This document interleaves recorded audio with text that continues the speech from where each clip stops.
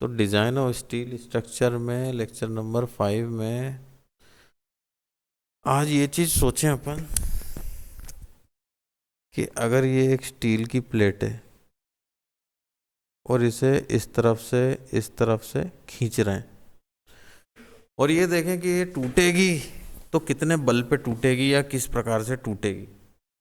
तो सामान्य सी बात है कि यहाँ कहीं इस प्रकार की एक दरार आ जाएगी, हो सकता है थोड़ी तिरछी हो सकता है इधर दरार हो इधर दरार हो, इस प्रकार की एक दरार आएगी और ये टूट जाएगी, प्लेट ऐसे ही टूटेगी।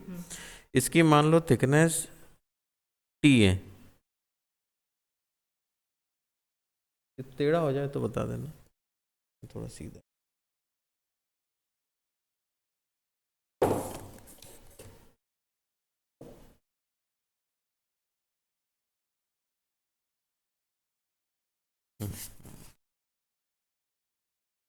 फोकस डिस्टर्ब है। हाँ, अब मान लो यहाँ से अगर टूट रही है तो जो क्रॉस सेक्शन एरिया है टूटने वाली जगह का, उसका एरिया अगर अपन निकाल लें ए और उसमें मल्टीप्लाई करें कि किस स्ट्रेस पे वो टूटेगी, मतलब कितनी मैक्सिमम स्ट्रेस ये स्टील सहन कर सकता है। ये कैसे मिलता है? जैसे ग्रेड ऑफ स्टील लिखा रहता है, जैसे मान लो 410 लिखा है या 415 लिखा है या 250 लिखा है, उसमें कोई फैक्टर का डिवाइड कर दिया या नहीं भी किया, जो भी है, मान लो तांबा है, पीतल है, लकड़ी है, क्या है, जो भी इसकी अधिकतम सहन करने की स्ट्रेस है जिस पे टूट जाएगा, वो स्ट्रेस और एरिया ऑफ क्रॉस सेक्शन का अगर अपन निकाल के मल्टीप्लाई कर दें तो वो फोर्स मिल जाएगा जिस पे ये टूटेगी। ठीक है, जैसे मान लो ये है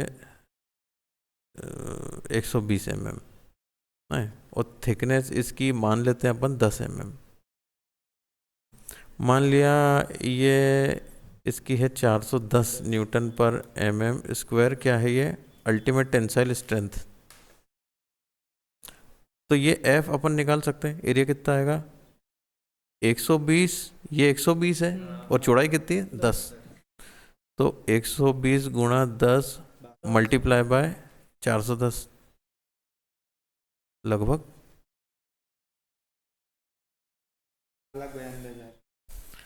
ओके 492000, ये आएगा न्यूटन्स में क्योंकि यहाँ न्यूटन है, तो ये आ जाएगा 492 किलो न्यूटन्स, इसमें ये टूट रही है। मान लो सेम प्लेट है, सेम थिकनेस है और इसमें एक छेद है और अब यहाँ से और यहाँ से फोर्स लग रहा है, तो बताइए कितने फोर्स में टूटेगी। अगर ऐसा पूछें तो फिलहाल सेम थिकनेस ही मानेंगे अपन, ये भी 120 और इसकी थिकनेस भी अपन मान के चलेंगे, हाँ 10 mm। तो अब क्या होगा यहाँ, अब आपको क्या लगता है ये जो प्लेट है ये कहाँ से टूटेगी?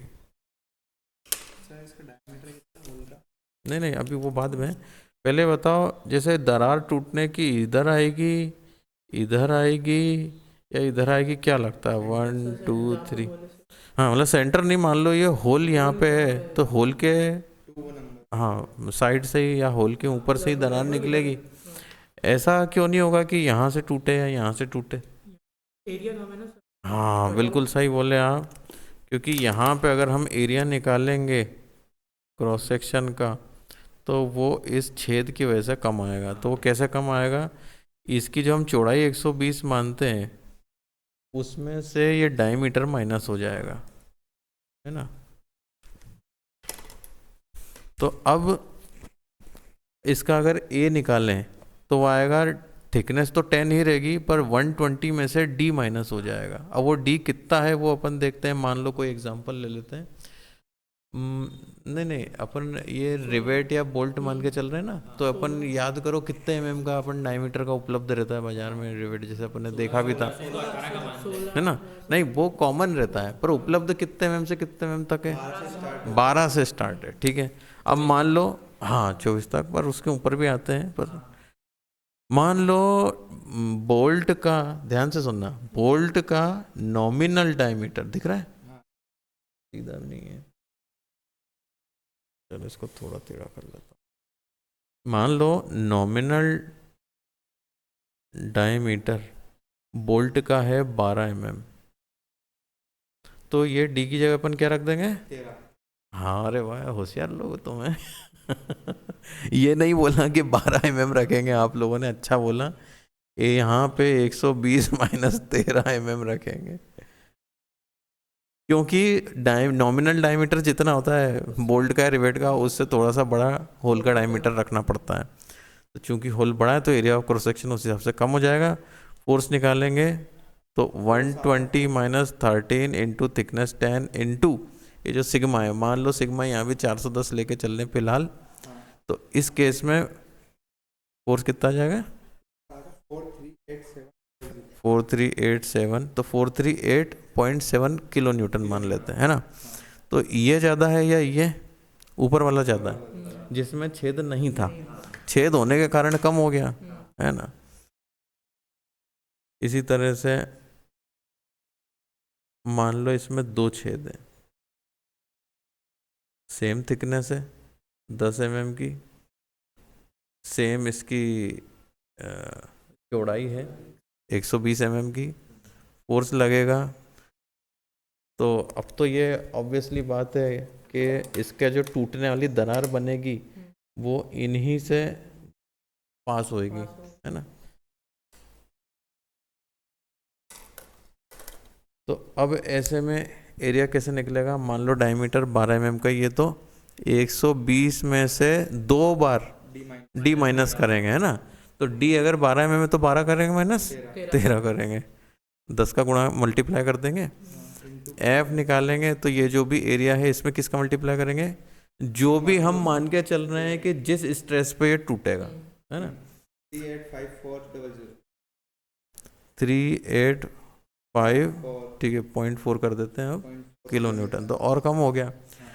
तो एक बात तो इससे हमें क्लियर हो गई कि अगर प्लेट में ज़्यादा छेद करते जाओ तो उसकी स्ट्रेंथ कम, हाँ, प्लेट की स्ट्रेंथ कम हो जाएगी, यानी वो फोर्स जिस फोर्स पे प्लेट टूटेगी वो कम फोर्स रहता है, और अगर छेद नहीं हो तो ज़्यादा रहता है।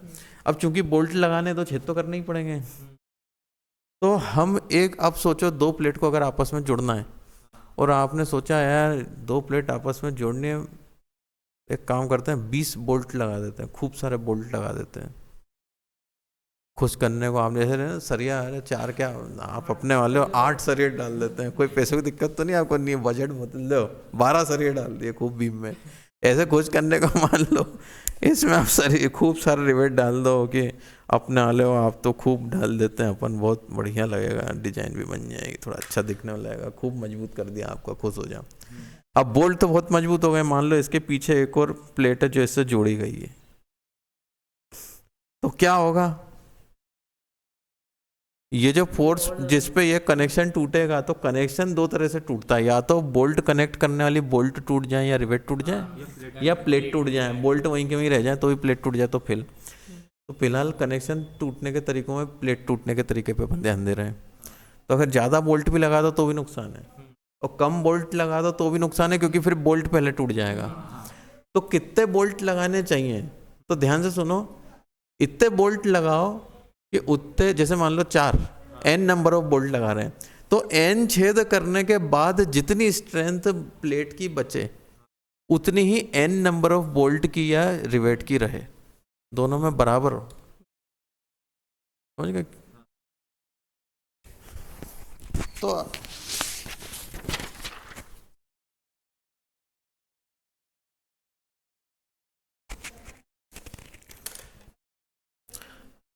तो यदि प्लेट मान लो टूट रही होती 400 किलो न्यूटन पे, मान लो, और बोल्ट मान लो एक बोल्ट टूट रहा होता मान लो 50 किलो न्यूटन पे, है ना, या मान लो थोड़ा अलग ले लेते हैं आंकड़ा, मान लो 90 किलो न्यूटन पे टूट रहा होता एक बोल्ट, तो 2 प्लेट को 90 एक बोल्ट से जोड़ें तो 90 पे ही कनेक्शन टूट जाएगा। ये बात दिमाग में घुस रही है आराम से। मान लो 2 बोल्ट उपयोग करें तो 180 की बोल्ट की स्ट्रेंथ हो गई दोनों की मिला के, और जो प्लेट की है मजबूती वो फिर थोड़ी कम हो जाएगी, जैसे मान लो 350 रह गई, वो अपन निकालेंगे अभी आंकड़ा अंदाज से, तो भी बोल्ट पहले टूट जाएगा। मान लो 3 बोल्ट लगाए तो 270, तो हो सकता है ये प्लेट और मान लो 300 किलो न्यूटन पे टूट रही है। अब लगभग थोड़ा मामला बराबर है ना। अब और 4 बोल्ट कर देंगे तो 200 सॉरी हाँ 360, और ये 250 हो जाएगा, है ना। तो इसलिए बोल्ट कितने उपयोग करने हैं वो इस पे निर्भर करता है कि प्लेट की थिकनेस कितनी है, उसमें उतना चौड़ा छेद एक कर देंगे तो कितना उसकी स्ट्रेंथ पे प्रभाव पड़ेगा। तो फिलहाल तो आपने प्लेट की स्ट्रेंथ निकालना सीख लिया, उसमें बस अब ये होता है प्लेट की स्ट्रेंथ निकालने में, प्लेट की स्ट्रेंथ या मजबूती, जो आपने देखा फोर्स निकालने का तरीका, एरिया इनटू जो भी आप स्ट्रेस कर रहे हो, इसमें कुछ एक फैक्टर का डिवाइड करते हैं, उसको भी फिलहाल गामा से लिख देता हूँ।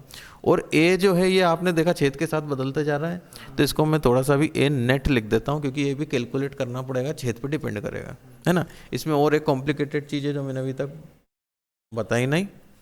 जैसे मान लो ये फोर्स लग रहा है, ये फोर्स लग रहा है, इसके नीचे छेद बना दिए थे। अब मान लो इधर छेद है तो क्या होगा, जैसे यहाँ एक दरार बनेगी तो उसमें ये छेद तो शामिल नहीं है, या यहाँ दरार बनेगी तो उसमें यही छेद शामिल ही है, 3 तो शामिल नहीं है। लेकिन इन ज़्यादा छेद जो एक ही वर्टिकल दरार के दाएं बाएं रहते हैं उनका भी प्रभाव पड़ता है, उनका प्रभाव को और आराम से अपन सीखेंगे। पहले अपन ने जैसे अपन ने प्लेट का निकालना सीखा मजबूती, 2 मिनट अपन थोड़ा बोल्ट का भी देख लेते हैं। फिलहाल मैं बोल्ट इसलिए कर रहा हूँ क्योंकि बोल्ट की मजबूती के ही क्वेश्चन आते हैं, रिवेट के आएंगे तो बोल्ट के अगर आपको दिमाग में घुस गई तो रिवेट और बोल्ट में ज़्यादा अंतर पड़ता नहीं है। बोल्ट में बार बार आप इस प्रकार की बातें सुनेंगे कि उसका शैंक वाला हिस्सा, एक तो ये चिकना वाला हिस्सा रहता है और एक ही जिसमें थ्रेड वाला रहता है, तो ये शैंक है, ये थ्रेड है, और ये उसका हेड है।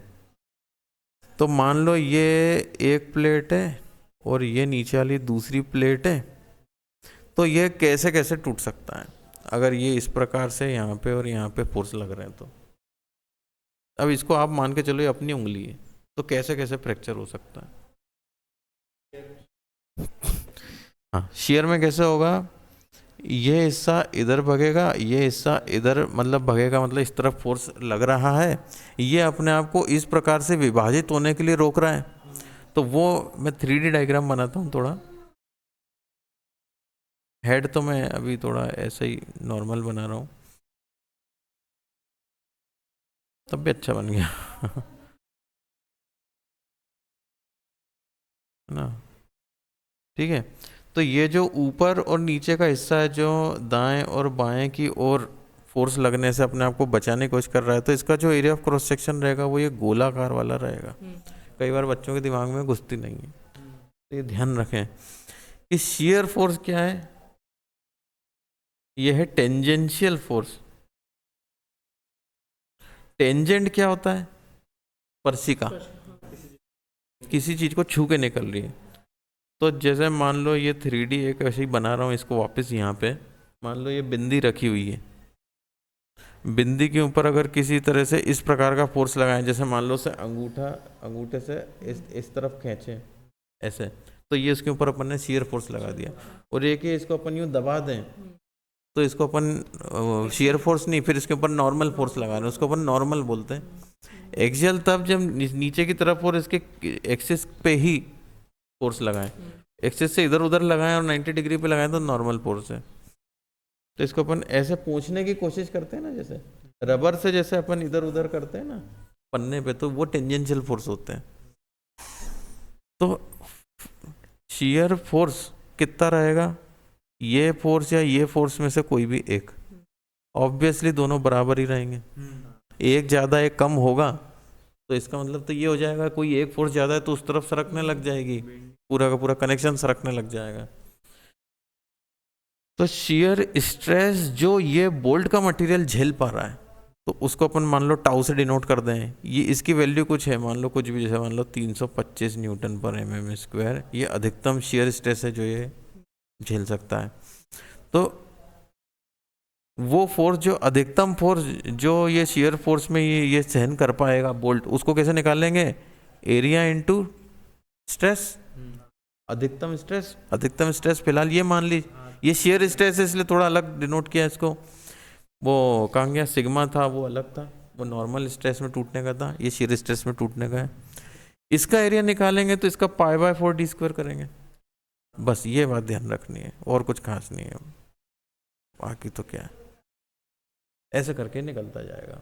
अब मान लो 4 बोल्ट लगे हैं तो इन सब में मल्टीप्लाई 4 कर दो, तो 4 गुना ज़्यादा फोर्स लगेगा, तब जाके हर एक बोल्ट में इतना फोर्स डेवलप होगा कि उसको तोड़ पाए। सिंपल है, 3 है तो 3 का गुणा कर दो। एक बोल्ट का निकालना है तो कुछ मल्टीप्लाई नहीं करना है, एक बोल्ट का निकालना है तो ये ऐसे ही निकलेगा, है ना। अब इसमें ऐसा रहता है, यहाँ आपको शेयर फोर्स निकालना क्लियर हो गया, ये जितना भी फोर्स लग रहा है यही शेयर फोर्स है ना। एक और कंडीशन बनती है,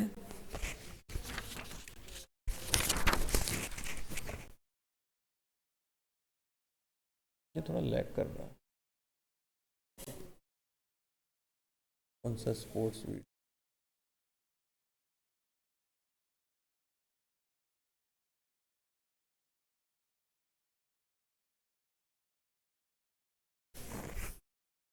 मान लो एक बोल्ट यहाँ है और इधर भी एक बोल्ट है, मैं उसको भी बना नहीं रहा हूँ,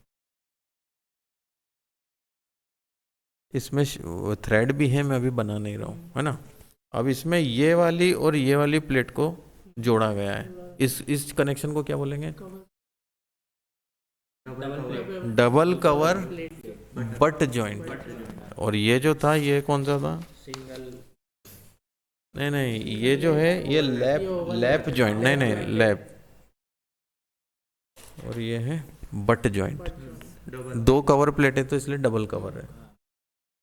अब इसमें हो क्या रहा है, ये इस तरफ खिंच रही है, ये इस तरफ खिंच रही है। अब इस बोल्ट की कंडीशन देखें अपन, बोल्ट का ये कमर तो इस तरफ है ना, और इसका छाती और पाँव इस तरफ है ना। अब ऐसे में क्या होगा, 2 एरिया ऑफ क्रॉस सेक्शन है जहाँ पे शेयर फोर्स लग रहे हैं, तो क्या होगा, मान लो ये है F, मान लिया, तो ये कितने होंगे, ये आएंगे F/2 F/2, ये दोनों F थोड़ी हो जाएंगे, नहीं तो एक तरफ F लग रहा है एक तरफ 2F लग जाएगा, ऐसा हो जाएगा ना, ऐसा नहीं हो सकता।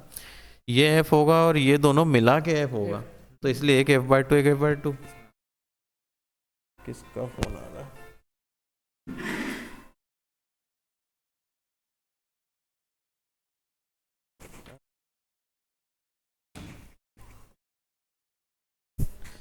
तो अब इस बोल्ट को मैं अलग से बना रहा हूँ,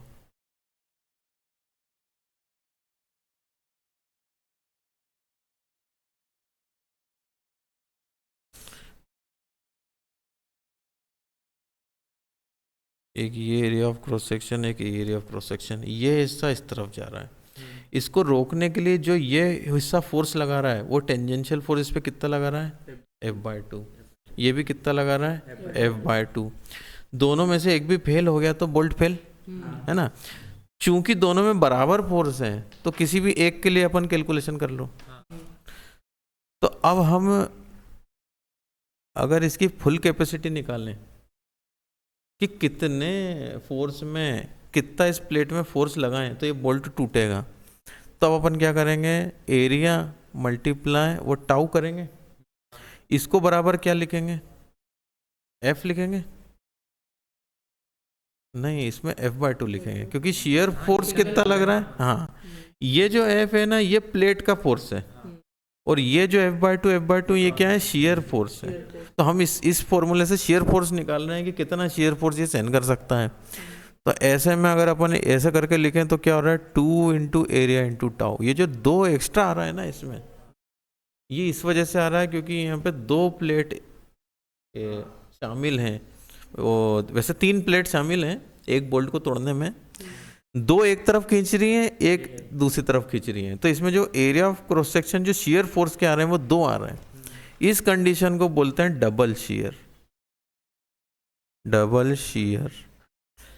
तो ये आप कई बार क्वेश्चन में या कोई थ्योरी की किताब कोई न्यूमेरिकल हल करने वाला या कहीं कोचिंग में पढ़ोगे आप जैसे, तो आप ये पाओगे कि उसमें लिखा रहेगा कि चूंकि रिवेट हिंदी में जैसे कि चूंकि बोल्ट डबल शेयर में है तो इसलिए वो फॉर्मूले में 2 का मल्टीप्लाई कर देगा, तो ये सोचने बड़ा अजीब लगता है कि क्यों, तो उसका एक कारण ये ध्यान रखना दिमाग में, क्योंकि शियर फोर्स आधा ही लगता है उसको तोड़ने में, तो डबल फोर्स लगाना पड़ेगा उसे तोड़ने में।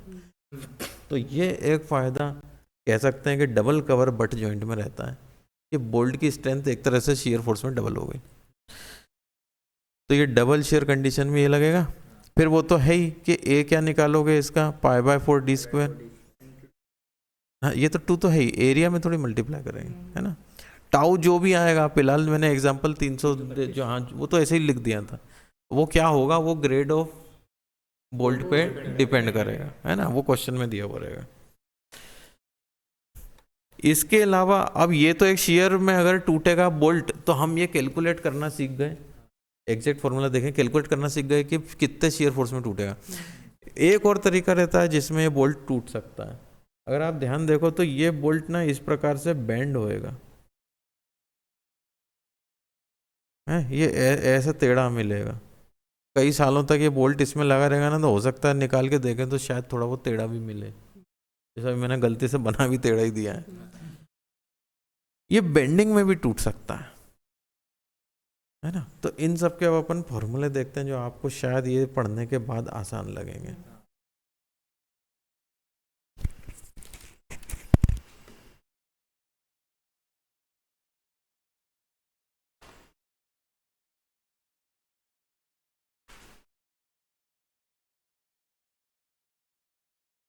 अगर कहीं वाइवा में कोई पूछ ले कि किस किस प्रकार से बोल्ट फेल हो सकते हैं, तो सबसे पहला लिखा शियर फेलियर ऑफ बोल्ट, जो अभी आपने देख लिया। शियर फेलियर ऑफ प्लेट ये भी हो सकता है, इसके बारे में अभी मैं आपको बताया नहीं हूँ ज़्यादा मैंने। Bearing failure of bolt, bearing और बताना रह गया। बियरिंग में ऐसा रहता है, जैसे मान लो ये कंक्रीट का क्यूब है,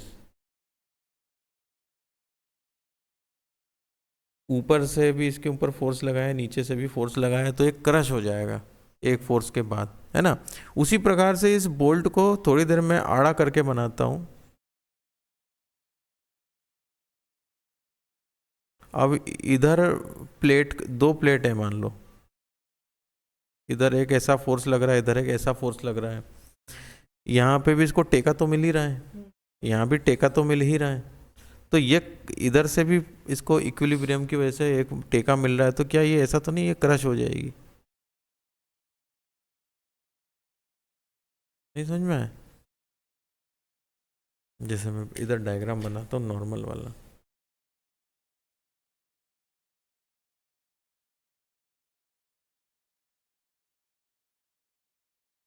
लैब जॉइंट बना रहा हूँ मैं, ये इधर खींच रही है, ये इधर खींच रही है, ये इधर खींच रही है, तो इस पे ये ऐसा फोर्स लग रहा है, ऐसा फोर्स लग रहा है, किन्हीं कारण से मुड़ नहीं रही है, ये सीधी तनी हुई है, लेकिन ये इसको ये यहाँ से चपटा कर दे तो मान लो यहाँ पे ये बोल्ट आपकी उंगली है, तो उंगली यहाँ से ये पिचका दे तो ये जो इस प्रकार का पिचकेगा तो नरम सामान, ये तो स्टील है, ये पिचकेगा नहीं। पर जैसे कंक्रीट पिचकता नहीं है, फिर क्रश हो जाता है फोर्स ऑन की वजह से, ऐसे ये भी इस वजह से क्रश होकर यहाँ दरारें आ जाए और टूट जाए तो, है ना। जैसे वो एक कुरकुरे आते हैं ना, कुरकुरा मान लो इसमें डाल दें और फिर ये इस प्रकार का फोर्स लगे तो चूरा चूरा हो जाएगा, ये फेलियर होता है बियरिंग फेलियर। तो बियरिंग में फेल होना, इसमें एरिया ऑफ क्रॉस सेक्शन ये रहेगा, तो एक तो ये प्लेट की थिकनेस मल्टीप्लाई ए डायमीटर, डायमीटर किसका, बोल्ट का। तो जैसे मान लो 10 mm थी और 12 mm का बोल्ट था, इसमें T गुणा D, है ना। फिर कितने फोर्स में ये फेल होगा, तो इसका बियरिंग वाला स्ट्रेस कितनी है जो ये सहन कर सकता है अधिकतम, तो वो बियरिंग वाला स्ट्रेस इसमें मल्टीप्लाई करते हैं ना, वो ग्रेड ऑफ बोल्ट पे डिपेंड करेगा।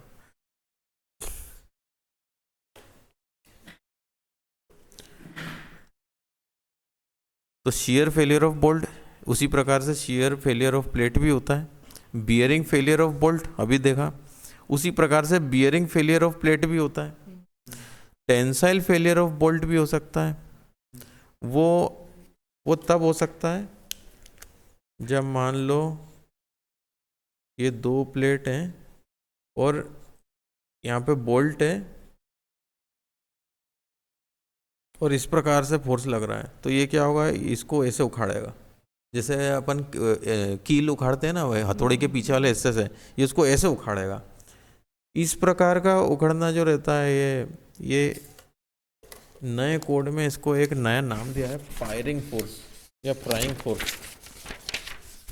ये पहले इसको कंसीडर नहीं करते थे।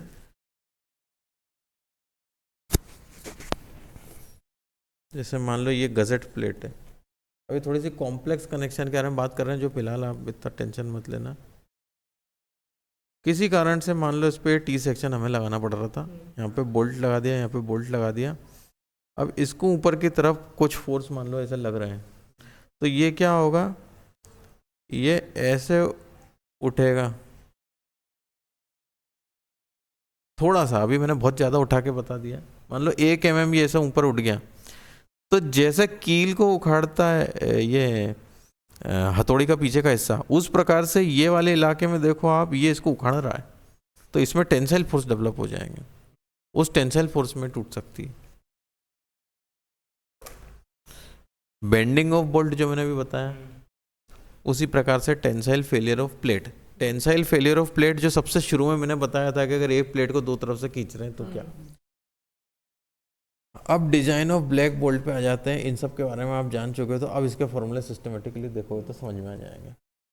ब्लैक बोल्ट शियर, टेंशन और बियरिंग फोर्सेस में चेक किए जाते हैं, इन पे ये सब लागू होते हैं। और जब बोल्ट सब्जेक्टेड होते हैं टेंशन में भी, तब फिर टेंशन का भी चेक करते हैं, हमेशा चेक नहीं करते हैं। जैसे लैब जॉइंट में और double cover, single cover, butt joint में टेंशन का चेक नहीं करते। यदि ऐसी कोई कंडीशन है जहाँ पे टेंशन के फोर्स आएंगे तभी चेक करना है, हर क्वेश्चन में वो मत करना। उसके अलावा कुछ और भी फोर्स हो सकते हैं जो फिलहाल आपके सिलेबस में नहीं है, जो मैंने बताया प्राइंग फोर्सेस, नाम अभी बताया ना।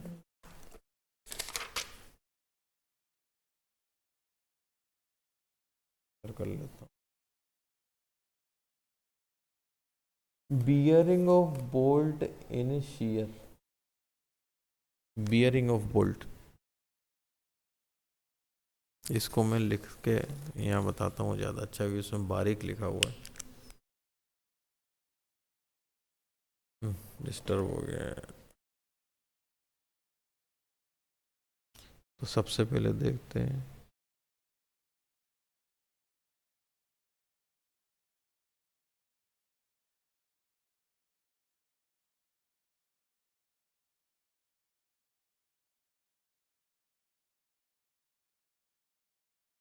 इसको अपन डिनोट करेंगे VNSB। अलग अलग किताबों में इसे अलग अलग से डिनोट करते हैं।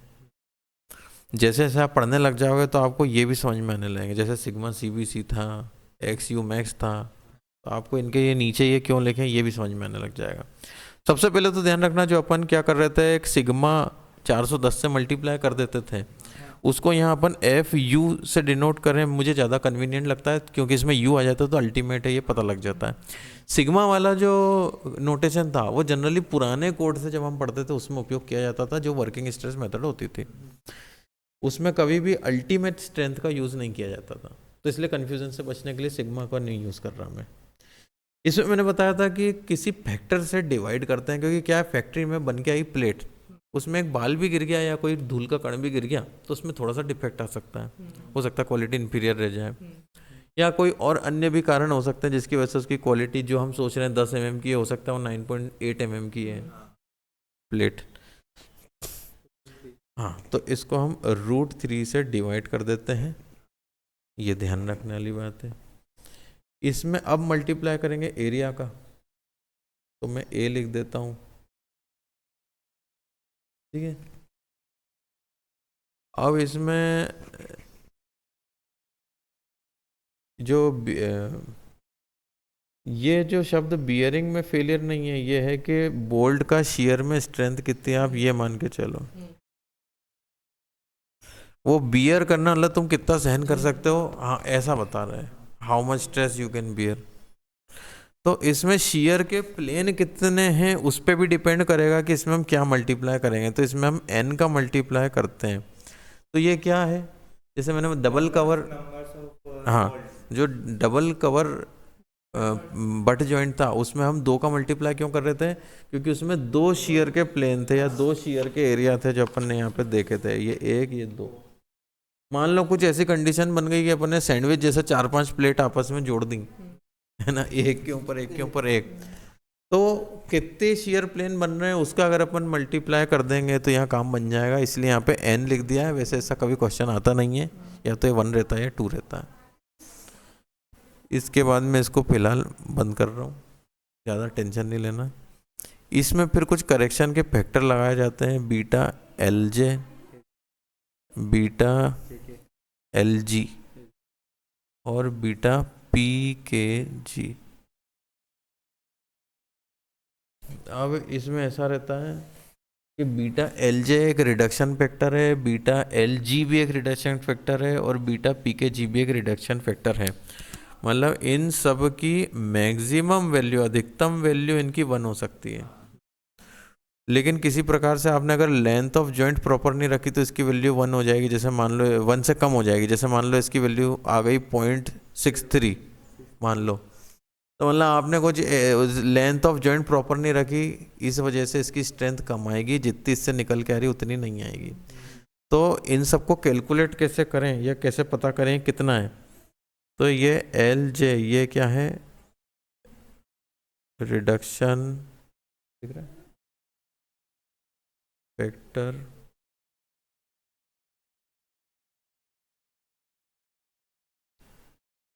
इन, मैं थोड़ा शॉर्ट में लिख रहा हूँ, जैसे ये लंबा है इसका नाम, अपना तड़का थोड़ा लगा रहा हूँ इसको सिंपल करने के लिए। आप किताब में पढ़ोगे तो इसका नाम मिलेगा reduction factor which allow for the overloading of and bolt that occurs in long connection. इसको मैंने शॉर्ट में लिख दिया कि रिडक्शन फैक्टर जो कि कनेक्शन की लंबाई अगर अधिक है उस वजह से ये पिक्चर में आएगा, नहीं तो नहीं आएगा। इसको निकालना है तो इसकी वैल्यू निकलती है beta LJ equal to 1.075 minus LJ divided by 200D। ये तभी फॉर्मूला लागू हो रहा है जब 0.75 से बीटा LJ 1 के बीच में हो, है ना।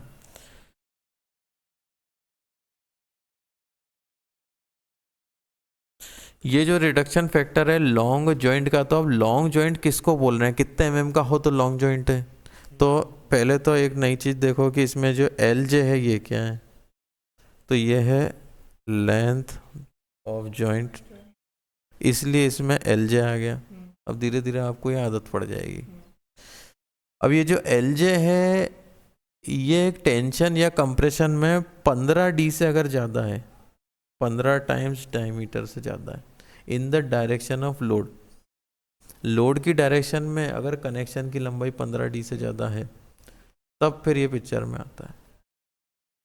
तो हम क्या करेंगे, कभी भी कनेक्शन डिजाइन करेंगे तो ध्यान रखेंगे कि 15 गुणा D से ज़्यादा लंबा जॉइंट देना ही नहीं है, तो इसको कैलकुलेट करने की ज़रूरत ही नहीं पड़ेगी। कई बार ऐसा होगा कि क्वेश्चन आएगा उसमें लंबाइयाँ, उसमें पिच गेज ये सब दिया हुआ रहेगा, तो हमको नहीं पता ये 15D से ज़्यादा है कम है, तो चेक करना पड़ता है, ये ध्यान रखना। मान लो 15D से ज़्यादा आ गया तो फिर ये निकालना भी पड़ता है। और अभी ये आसान नहीं लग रहा है, बस धीरे धीरे, जैसे पिछले साल भी ये पढ़ाया था बच्चों, ये रट गए थे बिल्कुल आसान, उंगलियों पे या कैलकुलेटर पे डायरेक्ट कैलकुलेट करके निकाल देते थे बच्चे, तो इसकी टेंशन दिमाग में नहीं लेना है।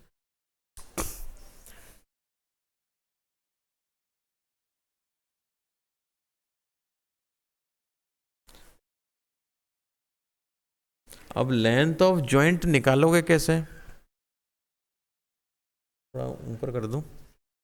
अब लेंथ ऑफ जॉइंट निकालोगे कैसे, तो इसकी डेफिनेशन ये अपन को याद करनी पड़ेगी। डिस्टेंस बिटवीन, ये आपको जो नोट्स दिए उसमें शायद आपने लिख लिए होंगे, तो मैं नहीं लिखवाऊँ क्या, फर्स्ट एंड नहीं, last rows of the bolts in a joint और measured in direction of load.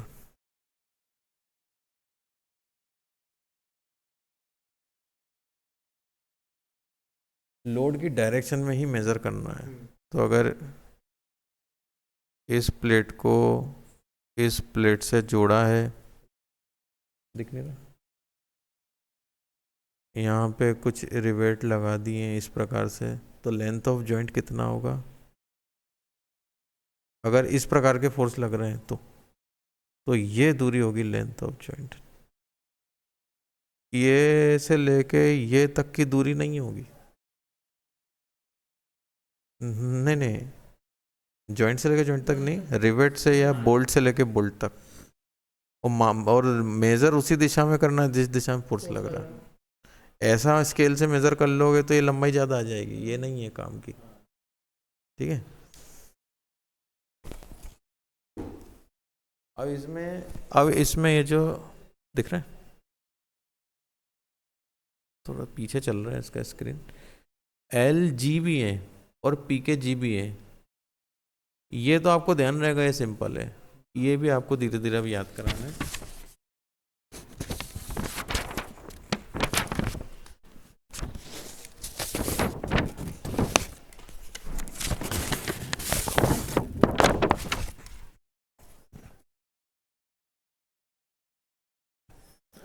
अब बीटा एल जी, ये reduction factor for large grip length है। ये क्या है? हाँ, reduction factor for large grip length. जब टोटल थिकनेस प्लेट की या कनेक्टेड प्लेट्स की, जैसे जिसको ग्रिप, लेंथ ऑफ ग्रिप बोलते हैं, ये जब 5 टाइम्स नॉमिनल डायमीटर हो जाए तब ये लागू होता है, तब इसको अप्लाई करना है। ये L है, इसको निकालने का फॉर्मूला 8D/3D प्लस LG। इसमें कंडीशन ये है कि बीटा LG अगर कुछ निकल के आए, मान लो जैसे ये आया 0.9, लेकिन बीटा LJ निकल के आया 0.8, तो इसकी कंडीशन ये है कि ये LG कभी भी इससे ज़्यादा नहीं होना चाहिए। हाँ हाँ, अगर ऐसा हो गया, मान लो ये 0.8 आ गया और ये 0.9 आ गया, तो फिर इसकी वैल्यू इससे ज़्यादा नहीं आनी चाहिए, तो ऐसा नहीं लेंगे, इसकी वैल्यू ये ले लेंगे फिर। ठीक है, और ये LG 8D से ज़्यादा हो जाए तो ये फॉर्मूला काम नहीं करेगा। तो ये IS कोड में ऐसा लिखा हुआ है कि हमें ये LG को 8D से हमेशा नीचे ही रखना है, इससे कम ही रखना है। अब ये जैसे जैसे क्वेश्चन सॉल्व करोगे तो फिर आदत डलेगी।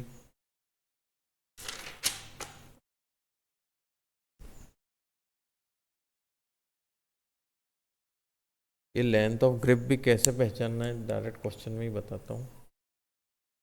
फिर एक ये reduction factor for packing plates.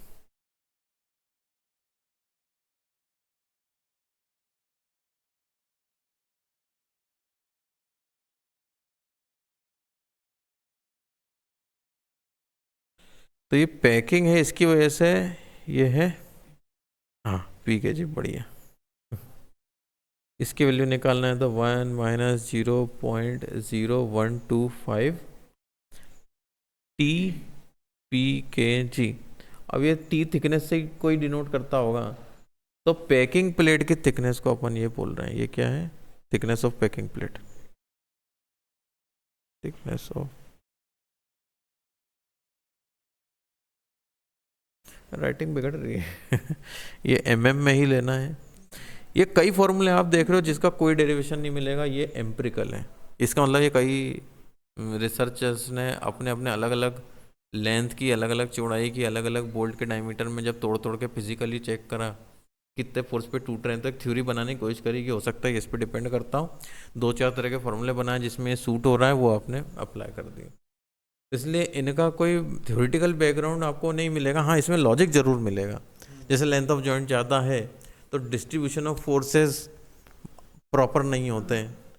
Force के पास वाली बोल्ट बोल्ट में ज़्यादा फोर्स आ जाएगा, बीच वाली में कम आएगा, तो इसलिए रिडक्शन फैक्टर लगाना ही चाहिए। ये लॉजिक तो दिख रहा है, पर इसका फॉर्मूला क्या होगा इसमें अभी एकदम से आप डेरिवेशन सोचें तो वो नहीं मिलेगा, है ना। अगर प्लेट जो पैकेजिंग की है उसमें एक पतली एक मोटी है, तो इसमें हमेशा मोटी वाली लेनी है, थिकर प्लेट, उसकी थिकनेस इसमें लेनी है। अगर बोल्ट टेंशन में है, क्योंकि बोल्ट को भी बहुत सारा दबाव होगा कैरियर का दोस्तों में मतभेद का, तो बोल्ट मान लो टेंशन में आ गया, तो टेंशन में टी एन बी निकालेंगे।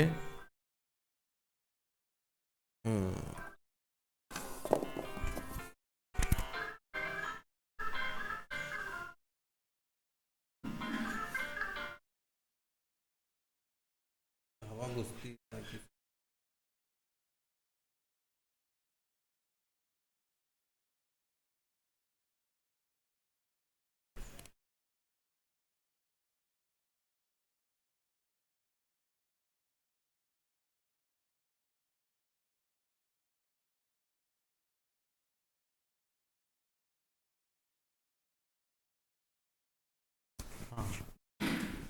तो ये जो मैंने टी एन बी लिखा है, ये है कि बोल्ट टी तो है, बड़ा टी है तो टेंशन, एन है नॉमिनल और बी है बोल्ट बोल्ट। तो टी एन बी मतलब टेंसाइल स्ट्रेंथ एक बोल्ट की नॉमिनल कितनी है। अब ये नॉमिनल शब्द की भी धीरे धीरे आदत लग जाएगी। तो 0.9 इंटू एफ यू बी, इससे पहले अपन ने एफ यू लिखा था, अभी इसमें अपन एफ यू बी लिख रहे हैं। एफ यू में यू अल्टीमेट है, बी बोल्ट का है। इसके बाद अपन लिख रहे हैं ए एन,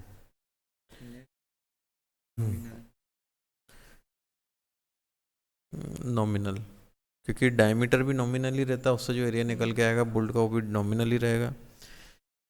तो एरिया इंटू स्ट्रेस ही हुआ है, बस एक फैक्टर का मल्टीप्लिकेशन कर दिया है ना। हाँ, अब इसमें कंडीशन ये रहती है 1.136 F Y B multiply area S B से कम आना चाहिए। अब इसमें एफ वाई है यील्ड स्ट्रेस, जो कि बोल्ट के ग्रेड से पता लग जाएगा।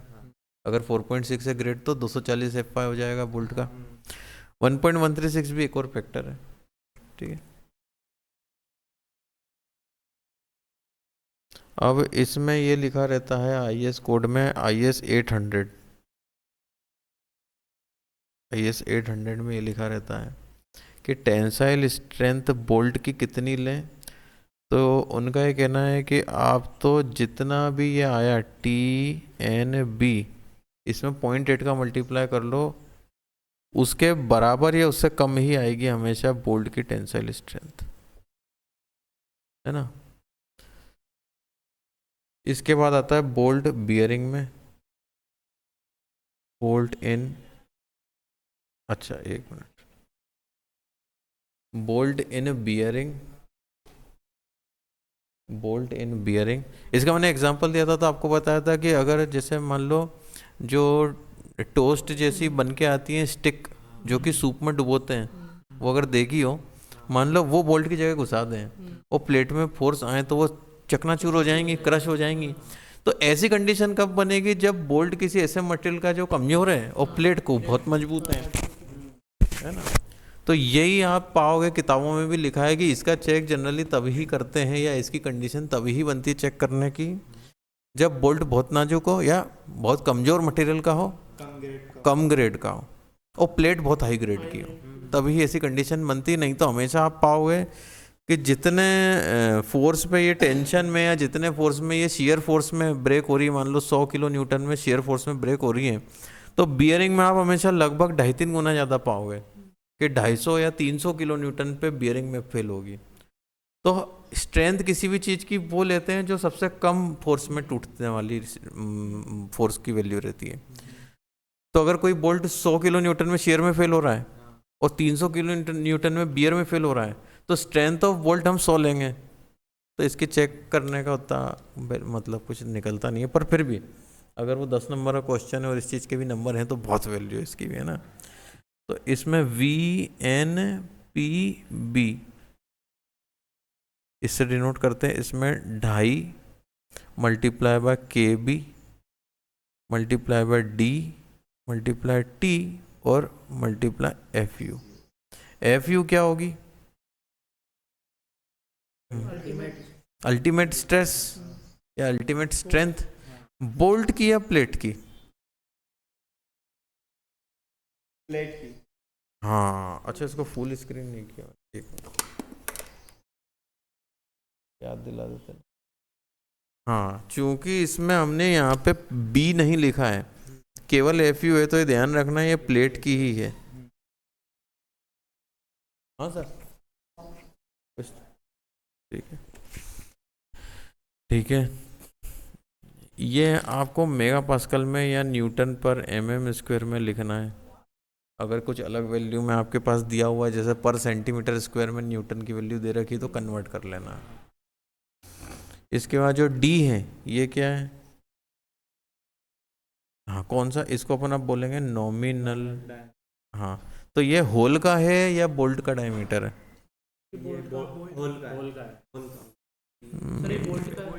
जब भी नॉमिनल डायमीटर शब्द आए तो ये हमेशा बोल्ट का होता है, ये ध्यान रखना। अब धीरे धीरे आदत डल जाएगी। ये भी mm में ही लोगे। हाँ ठीक है। T, ये T क्या होगा? हाँ थिकनेस तो है, हाँ thickness of plate, thickness of plate, thickness of plate. अब इसमें ऐसा रहता है थोड़ा सा, इसमें जैसे मान लो 2 प्लेट कवर की हैं और एक प्लेट बीच में लगी हुई है, तो इसमें है ना अपन जोड़ते हैं प्लेट की थिकनेस, तो समेशन शब्द एक आता है। हाँ मतलब दोनों प्लेट को जोड़ते हैं, फिर देखते हैं दोनों में से कौन कम है कौन ज़्यादा। जैसे कवर प्लेट मान लो 6-6 mm की है, तो उनको जोड़ लिया 12 mm आ गया, और बीच में जो प्लेट लग रही है वो मान लो 10 mm की है, तो एक तरफ तो 10 mm की प्लेट के लिए चेक करना है, एक तरफ 12 mm की प्लेट के लिए। तो वो जो 12 है वो एक नहीं है, वो 2 को जोड़ के किया है, तो इसलिए यहाँ समेशन शब्द आएगा। ठीक है। इसके अलावा ये जो KB है ये क्या है? हाँ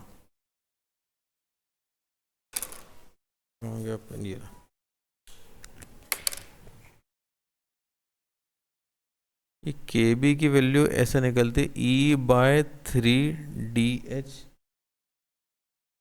या P/3DH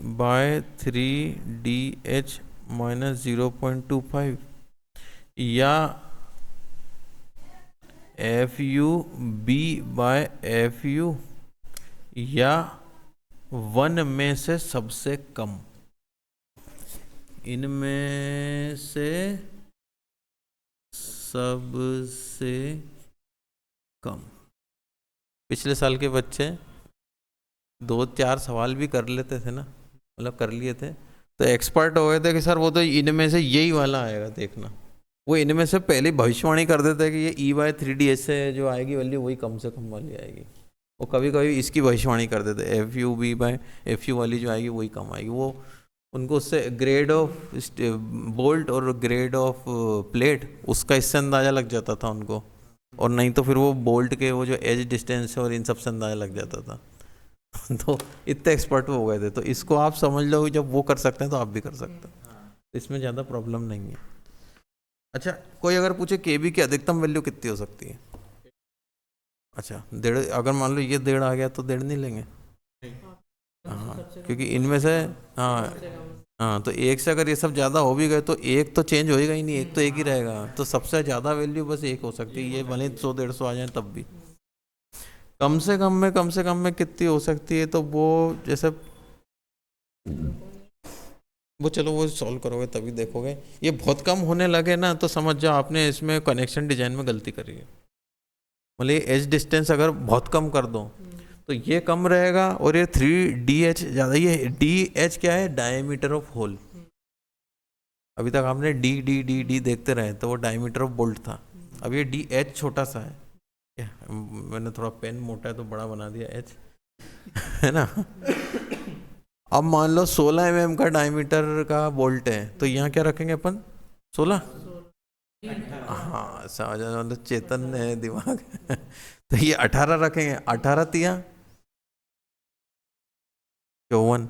अब एज डिस्टेंस मान लो किसी भोले आदमी ने 20 mm रख दिया, तो 20/54 हो जाएगा। तो ये कितना आ जाएगा? 0.5 से भी कम, 0.4 समथिंग आ जाएगा, 0.38 आएगा शायद। देखो कितना रहा है। हाँ 0.38। हाँ देखो अंदाजा अच्छा निकला मेरा तो 0.37 आ गया। ऐसे ही एक दो क्वेश्चन भी आप कर लोगे तो आपको अंदाजा लग जाएंगे सर इसमें एज डिस्टेंस बहुत कम है, इसमें यही वाला आएगा। लेकिन फिर भी हमें निकालना चारों के लिए एग्जाम में, और इसमें ही आधा पन्ना भर जाएगा कि जो एक बार ये कैलकुलेट कर लो, एक बार ये कैलकुलेट करो नीचे, फिर उसके नीचे ये वाला कैलकुलेट करो, फिर उसके नीचे 1 लिख दो, फिर लिखो केवी में ये वैल्यू आई इनमें सबसे कम। तो आधा पन्ना ये निकालने में खर्च हो जाए। बढ़िया है हाँ ये है पी पीछे मतलब। अच्छा मुझे लगा पी पीछे है। हाँ हाँ इसमें ये तो मैंने बताया ही नहीं। अच्छा दिलाया, इसमें है पी वैल्यू ऑफ पिच। अगर आपको याद हो तो ये 2.5 मल्टीप्लाई बाय डी से कम नहीं होना चाहिए। तो यहाँ 3 multiply by diameter of hole है, तो ये 1 के आसपास लाना है तो हमें पिच कितना रखना चाहिए? अगर इसको 1 के आसपास लाना है तो इस वैल्यू को केबी की इसके इक्वल टू में 1 रख दो, 1.25 उधर ले जाओ तो 1.25 हो जाएगा, उसमें 3 का मल्टीप्लाई कर दो, है ना। हाँ मतलब एक आप ऐसे आंकड़ा निकाल लोगे तो इससे क्या आप एक रहता है ना रिवर्स इंजीनियरिंग करने लग जाओगे एक दो क्वेश्चन के बाद, कि ये कितना रखें, पी और ई के झंझट पड़े ही नहीं इनके। फिर आप ऐसे पी और ई रखने लग जाओगे कि आपको हमेशा पता रहेगा कि एफ यू बाई यू से जो निकल के आएगा वही के भी रहेगा, टेंशन नहीं लेना। ऐसा होने लग जाएगा। ये तब होता है जब हमको डिसाइड करना है, जिसको बोलते हैं कनेक्शन डिज़ाइन करना, जब हमको डिसाइड करना है कि कितना ई और कितना पी रखना है और कितने बोल्ट रखने हैं। कुछ क्वेश्चन ऐसे आते हैं जिसमें ऑलरेडी डाटा दिया और इसको एवेल्युएशन करना है, तब ये फिर अपन के हाथ में नहीं रहता। कोई बात नहीं, तब निकाल लेंगे। पर फिर भी इससे जो भी वैल्यू निकल के आती है के बी का मल्टीप्लाई करके, ये जो भी वी एन पी भी आती है, जनरली ऐसा देखा गया है कि ये तब भी 2 से 3 गुना ज़्यादा ही रहती है शीयर के फेलियर के स्ट्रेंथ से बोल्ट के, है ना।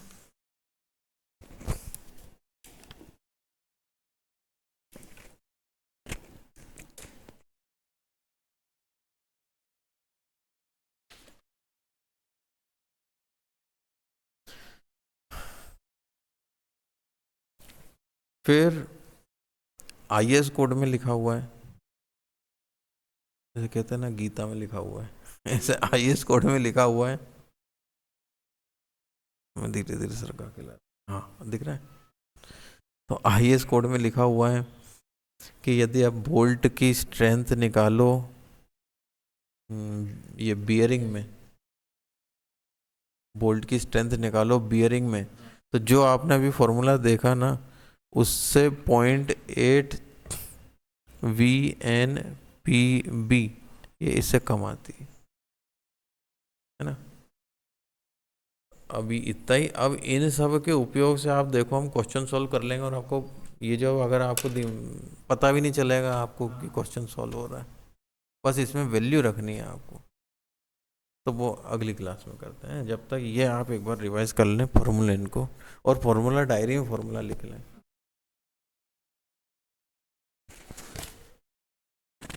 पढ़ने के लिए धन्यवाद।